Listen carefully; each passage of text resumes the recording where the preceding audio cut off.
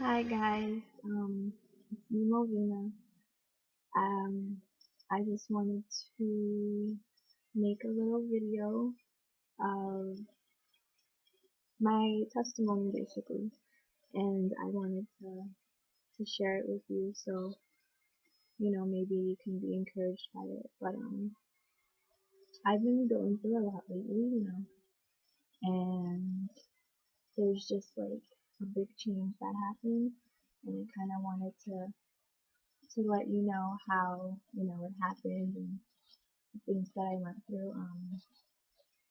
Growing up, I was always raised in a Christian home, and I had parents that loved me and took care of me, and went to church every Sunday and everything like that. Basically the regular Christian type of family, I guess you can say. And I always had the knowledge of God and the Bible and you know everything that there is to know about that. And all through middle school and high school, I was a good Christian girl and always followed the rules and everything like that. And I was just basically comfortable in life. Like, I didn't have any problems or any trials that I went through. I always heard about people going through rough times and things that happened to them and losing family members or losing jobs, and I just never really I couldn't relate to that because I never went through it personally. So I'm just like, okay, um, I'll pray for you, like hope things get better. But I just kind of continued on with my life, and then after high school I went to college in Florida, and that's where I tasted freedom, like for the first time in my life. I was away from my family. I was on my own. I basically, I ran my life. I did what I wanted to do, and I started liking that freedom. And that's when I started kind of, depending on myself and on my own knowledge and on my own will for my life, I guess you can say. And I started making a lot of friends, and they weren't the best of friends. They kind of brought me down, I guess you can say. So I basically went from going on the right path, I kind of steered away into the wrong path, and I basically thought of myself as being, the master of my own life, I guess you can say. And I put God to the side because everything was going good for me. I was popular, I was getting good grades, I was, going on a lot of dates. Guys wanted me, girls wanted to be like me. And I guess I kind of became like too proud, and my ego started going like really high. And then I received a call one day where my sister called me, and she said my mom was in the hospital. And I'm like, oh my gosh, like what's going on? And I received the news that she became diagnosed with myasthenia gravis. And for those of you that don't know what it is, it's a immune disorder where your muscles become really weak and you can't really like control yourself, like you want to lift up your hands but you can't because you don't have enough strength.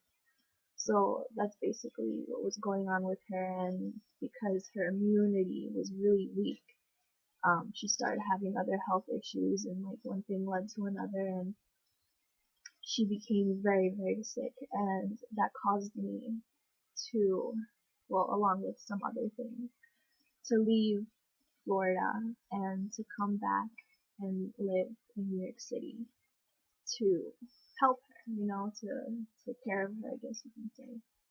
And it was kind of hard for me because in Florida I was, my life was going good, as in I was on the nursing program and I was already, working in the hospital and doing my clinicals and stuff like that. And I was just 2 years away from graduating with a bachelor's in nursing, and I would be an RN.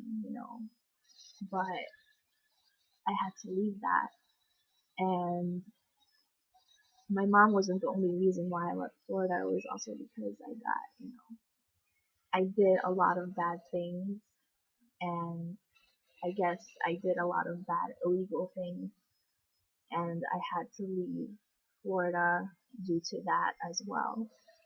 Um, but, so I came back to New York City, and I started working at Evangel Christian High School, and then I think it was a year after I came back that my mom ended up in the hospital again, and she passed away, and she died, and I didn't know why this was happening. It was very hard because she was the one thing in my life that I always went to for help. She was always there, and she wasn't only my mom, she was my best friend. And I was very upset because I didn't understand why God would take such a precious and such an important person away from my life. I mean, I understand that I wasn't following him, but still, how could he hurt me so much by taking her away from me? And because that happened, I was just completely, blown away by it, and I decided from that day that I'm not going to follow God. I cursed his name, and I said I didn't want to have anything to do with him. So I stopped going to church. I didn't read my Bible, I didn't pray. I became spiritually numb, I guess you can say, and also emotionally numb because, I didn't want to accept the fact that my mom died. And I started thinking, it never really happened. I never really had a mom to begin with. So I became so cold-hearted and so, I didn't have emotion towards that moment that happened. And I just, I said, world, take me. And I went into the world, I started doing a lot of bad things, living in a bad way, I started drinking a lot, and I'm not gonna say everything that I did, but it was just, everything that the world had to offer, I took it. And everything that the world told me to do, I did it, and things that I'm not proud of even to say, but that's what basically happened. And I remember one day I was um, sitting at home. It was a Saturday, and one of my good friends from college called me, and me and him have known each other for about 6 years now, and we always, you know, told each other what we were going through in college and kind of sort of helped each other out, and he called me and he said, Malvina, I've been noticing that you're not the same like you used to be, like that good Christian girl that just got out of high school and first started college. You're not her. And he said, I started noticing that you were posting things on Facebook, and your pictures were just showing a side of you that I've never seen before. And he's like, what happened? Why are you being this way? And I said that, why should I be any different? I'm not following God because he took my mom away from me. Like, why should I love and why should I serve someone that did something to me that hurt me so much? And he's like, well, Malvina, what did you really pray for?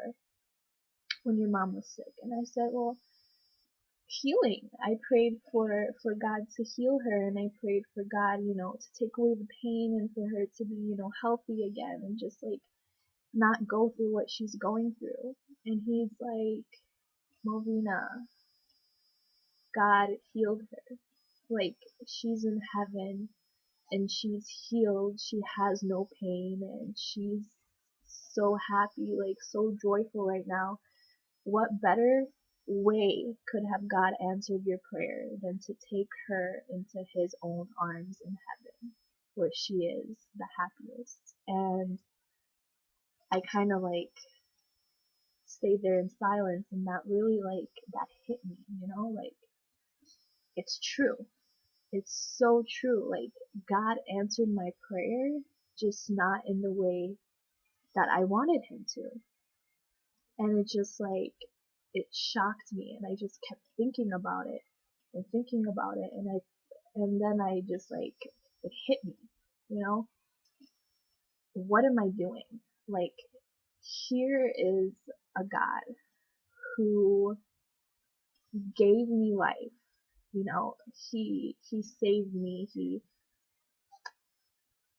sent his own son to die for us, for our sins, that we can have that ability to go to heaven and be with him forever. And, he took my mom to heaven, and here I am angry at him for not answering my prayer the way that I wanted to, the way that I wanted him to. And it's just, I came to the realization that it's not up to me, God is God, and he has his own plan for our life.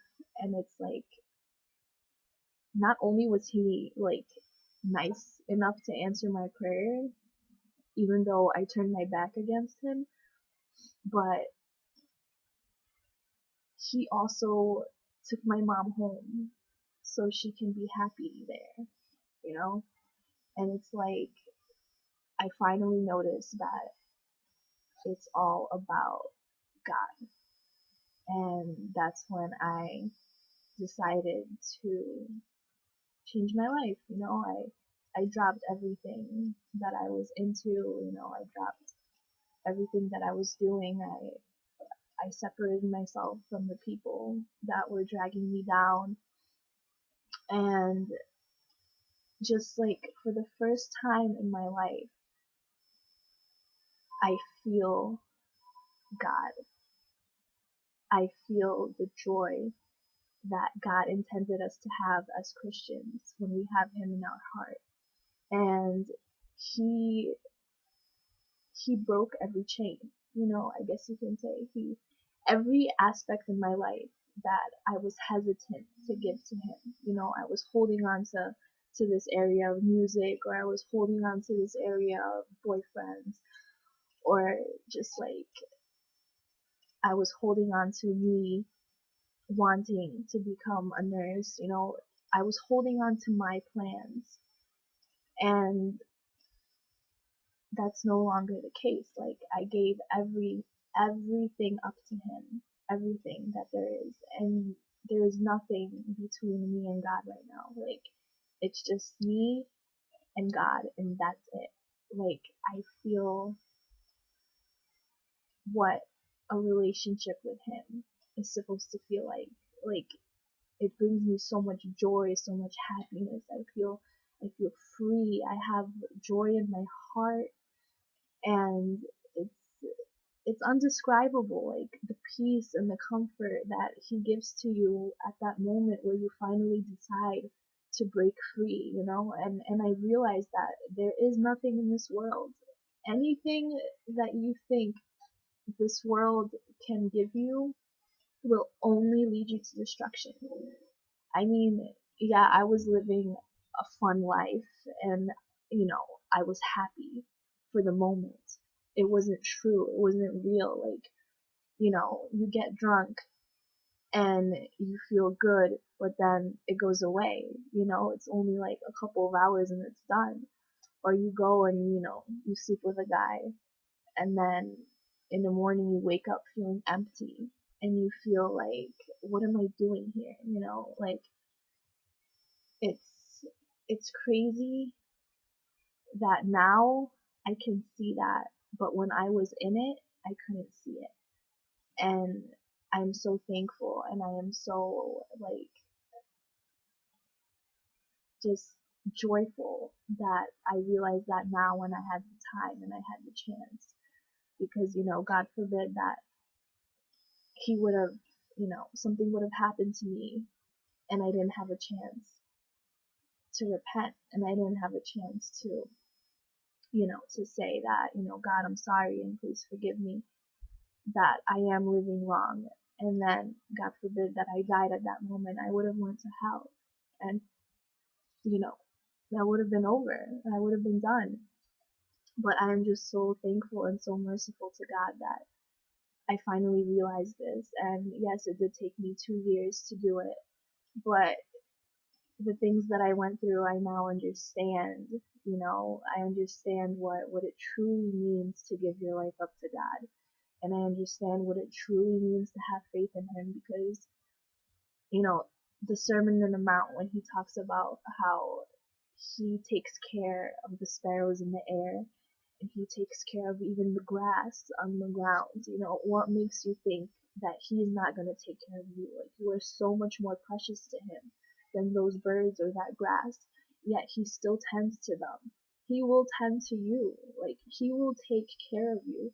You just gotta take that first step, and you gotta take that initiative and just give everything to Him. You know, you just gotta give it all up, and once you give it to Him, He will take it away from you, and He will take you into His hands, into His arms, and, you know, He's gonna say, welcome home, and He's got you from then on. Like, there's nothing you need to worry about, you know. If the people you were hanging out don't want to talk to you after that, well, you know, too bad for them, but, you know, you're doing the right thing and you're following the one that's gonna give you life. Like, what do your friends have to offer? Nothing. They're not gonna save you from going to hell. They're not gonna comfort you in times of pain, you know. When if there would be a situation where, you know, they had to do them, they're gonna do them, and they're gonna leave you, you know, in the back. But God always, He's always gonna be there for you. Like, following Him doesn't mean that you're never gonna go through pain, because we live in a sinful world, and we live in a world that is all about pain and destruction, you know. Today I did a devotional and I read John 16:33, and it said that, you know, in this world you will have tribulation, but be of good cheer, because I have overcome the world. You know, God didn't promise that once you follow me, nothing bad is going to happen. No. He said, once you follow me, I promise that I will help you get through those bad moments, and I will bring you out of that. You know, as long as you're following me, and as long as you're trusting me, and as long as you're holding on to me, I will be there every step of the way. You just have to give your life up to Him. That's all He's asking of you. You know, being a Christian isn't religion. It's not like, you know, going to church, saying prayers, rituals, and, you know, it's not an act. It's a lifestyle. You have to completely turn around like 180 degrees from your old self to your new self. Like, once you accept Christ, you're a new creation, you know? When I think about the things that I used to do, or even like when I listen to the music that I used to listen to, it doesn't give me the same high, you know? It doesn't like bring me happiness or comfort. Like, when let's say I listen to the same music now, it repulses me. Like, I feel disgusted, I get angry, and it's like, how could I have listened to this before, you know? Like, music is so powerful. It takes such a hold of your heart and your mind, and it just like, even if you don't think about it, that music plays in the back of your head, and that's the thoughts that it feeds you, you know? You get your energy from that music, and if you're listening to the wrong stuff, it's gonna destroy you, it's gonna bring you down, you know? And the music of this world is all about sex, drugs, and murder, so what are you feeding yourself, you know? And how do you expect to find comfort in something like that? And now it's like I'm all about, worship music, because everything that we do should bring glory to God. So like that's all I listen to, and I feel uplifted every time, like I get fed in my spirit, and it's like it's amazing. It's amazing the change and everything. It's amazing. My thoughts are different, I have more patience towards people because, before, if someone came up to me and started something, it would be done for them, I would have like punched them in the face or cursed them out or something. But now it's like they come up to me and step up to me, and I'll be like, God bless you. I'll be praying for you. I'm just gonna turn the other cheek and, be that example of Christ and be the light. And, I want the world to see the change in me, and I want when my old friends look at me, they know that there's something different, but they don't understand. And I want them to know that I found the truth and the light, and by the way I act now, they can see and they realize that I have changed, and it's just amazing, the feeling. And I encourage you, whatever you're going through, don't be upset at God, because it's not his fault. He's it's not like he's doing it because he hates you, or he's doing it on purpose to get you mad or anything like that. If you're going through trial in your life, he's trying to get your attention, And I honestly believe that my mom dying, it woke me up, And yeah, it did take a couple of years, but because of that, I can finally see. I can finally see what I have been missing. And I have that missing piece in my life, which is Jesus Christ. And, don't be discouraged and don't build up anger towards God, because all he wants you to do is accept him. All he wants from you is your heart. He created you for a purpose, and don't think that you're here for no reason. You're not here by accident. You're not here by coincidence. No, you're here because God put you here on this earth, and you have a purpose for your life. And there will come a day where, because there comes a day in everyone's life when they ask why. Why is this happening? Or why am I the way I am? Or why am I doing this? Why is my life going this way? And that's when you realize that you need something in your life to take control of the things. You need that leadership. You need that, guidance. And, everyone has their own different sets of pain that they go through. Everyone goes through heartache. Everyone, cries themselves to sleep at night. And God can heal you. Like, he can take all of that pain away. That's why he's here. He's here for us, to help us get through this world, because this world is not our home. We were made to be in heaven, but because Adam and Eve sinned, they brought sin into this world, and that's what we have to deal with now.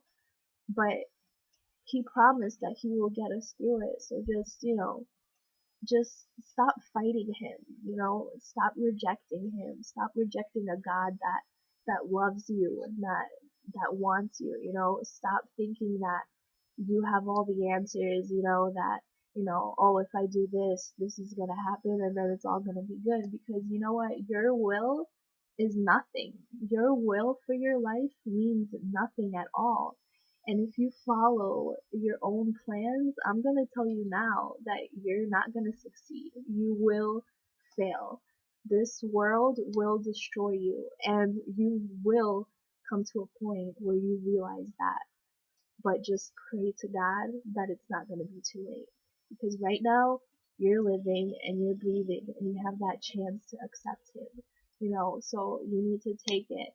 You need to just let go of everything that you know of this world and just accept Him, just give it up to Him, because He is the only one that can solve every single problem in your life. He is the only one that can help you through any heartbreak that you're going through. He is the only one that can wipe away every single tear that you ever cried. You know, he's the one that you can get comfort from, and real joy only comes from the Lord. So I really encourage you to just analyze your life. Just think about where you are, and don't be angry. Don't be angry at him. Just accept his love, just accept him for what he is, and you will see what I'm talking about. Once you do that, you're gonna see that you have joy and peace, and because problems will always come.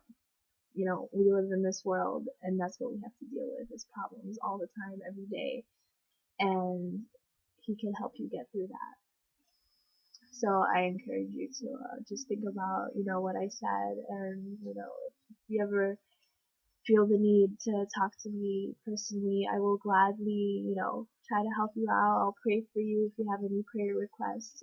Please inbox me or anything like that, and I will keep you in my prayer. And I just want you guys to know that, that I love you all, and I just want you to, feel the joy that I feel in the Lord, because once you have God, you can't even stop smiling, You have so much joy in your heart and your life, and it's like, how can someone have so much joy going through tribulation?